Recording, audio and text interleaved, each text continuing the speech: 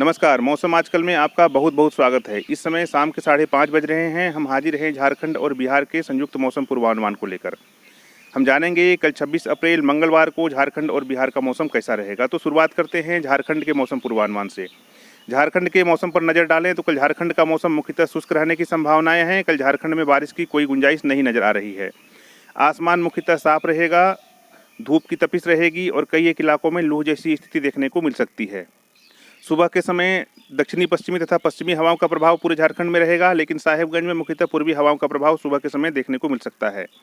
दोपहर के समय पूरे झारखंड में पश्चिमी तथा उत्तर पश्चिमी हवाओं का प्रभाव रहेगा और इन हवाओं की एवरेज स्पीड लगभग 20 किलोमीटर प्रति घंटे के आसपास रहने की संभावनाएं हैं। लेकिन जमशेदपुर और चाईबासा में हवाओं में कुछ अस्थिरता देखे जाने की संभावनाएं हैं। इसका मुख्य कारण है कि एक तरफ जहां उत्तर पश्चिमी हवाओं का प्रभाव यहां रहेगा, वहीं बंगाल की खाड़ी से चलने वाली दक्षिणी पूर्वी हवाओं का भी प्रभाव इन इलाकों में देखे जाने की संभावनाएं हैं, जिस कारण से एयर में मिक्सिंग होगी और हवाओं में काफ़ी हद तक अस्थिरता देखे जाने की संभावनाएं हैं। यहाँ हवाओं की एवरेज स्पीड की बात करें तो लगभग 10 किलोमीटर प्रति घंटे के आसपास रहने की संभावनाएं हैं। शाम के समय गुमला, खूंटी, रांची, लोहरदगा इन सब इलाकों में कुछ देर के लिए बादलों की एक्टिविटी देखे जाने की संभावनाएं हैं। इन सब के बीच इन 4 जिलों का तापमान कुछ इस प्रकार रहने की संभावनाएं हैं। दुमका का अधिकतम तापमान 44 डिग्री सेल्सियस, जबकि धनबाद का अधिकतम तापमान 45 डिग्री सेल्सियस, रांची का अधिकतम तापमान 41 डिग्री सेल्सियस और जमशेदपुर का अधिकतम तापमान 45 डिग्री सेल्सियस के आसपास रहने की संभावनाएं हैं। तो झारखंड के मौसम पूर्वानुमान में फिलहाल इतना ही। आइए चलते हैं अब बिहार के मौसम पूर्वानुमान की ओर। बिहार के मौसम पर नज़र डालें तो कल बिहार का मौसम मुख्यतः शुष्क रहने की संभावनाएं हैं। फिलहाल कल बिहार में बारिश की कोई गुंजाइश नहीं दिख रही है।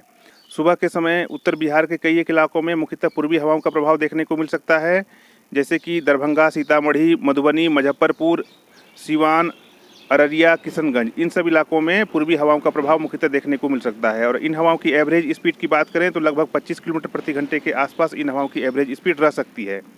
जबकि निचले इलाकों में सासाराम, रोहतास, गया, जहानाबाद, औरंगाबाद, बिहार शरीफ, नवादा इन सब इलाकों में पश्चिमी हवाओं का प्रभाव सुबह के समय देखने को मिल सकता है।